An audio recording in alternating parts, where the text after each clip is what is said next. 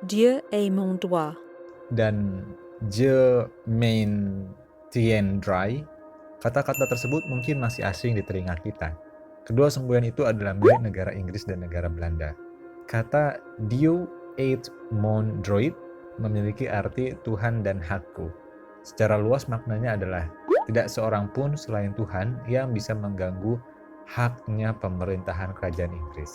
Sedangkan kata Je maintiendrai berarti aku akan mempertahankan. Maka arti dari kedua semboyan negara tersebut adalah berhak atas melakukan penjajahan dan berjuang untuk mempertahankan tanah jajahannya agar tidak jatuh ke tangan negara lain.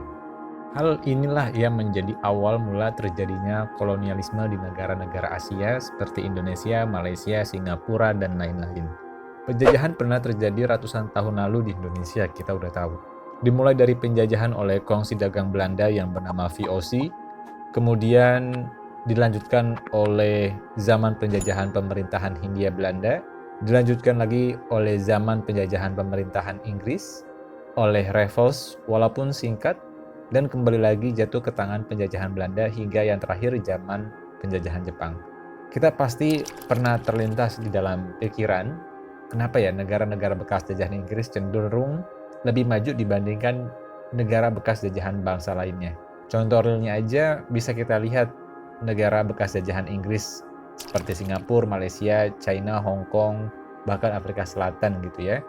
Mereka ini negara yang tergolong maju dibandingkan dengan negara lainnya yang dijajah oleh bangsa lain selain Inggris.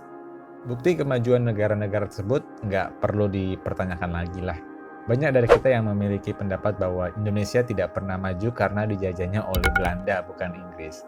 Kemudian membandingkan negara Indonesia dengan Singapura, Malaysia, dan Brunei Darussalam yang ketiga negara tersebut pernah dijajah oleh Inggris. Inggris merupakan negara bagian terbesar dan terpadat penduduknya dari negara-negara bagian yang membentuk Persatuan Kerajaan Britania Raya dan Irlandia Utara, atau United Kingdom of Great Britain and Northern Ireland. Negara-negara lainnya adalah Skotlandia, Wales, dan Irlandia Utara. Seringkali nama Inggris juga dipakai untuk menyebut keseluruhan negara ini.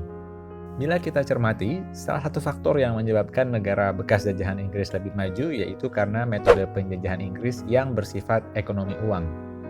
Inggris menerbitkan uang dan membangun negara yang dijajahnya agar sanggup membayar pajak upeti dalam bentuk uang hasil perdagangan barang. Kemudian, peraturan-peraturan yang dibuat oleh pemerintah Inggris memiliki keuntungan tersendiri bagi negara yang dijajahnya dan bersifat memajukan dan membangun negara jajahannya itu sendiri. Inggris nggak terlalu mengambil keuntungan ataupun merampas harta benda dari negara jajahannya.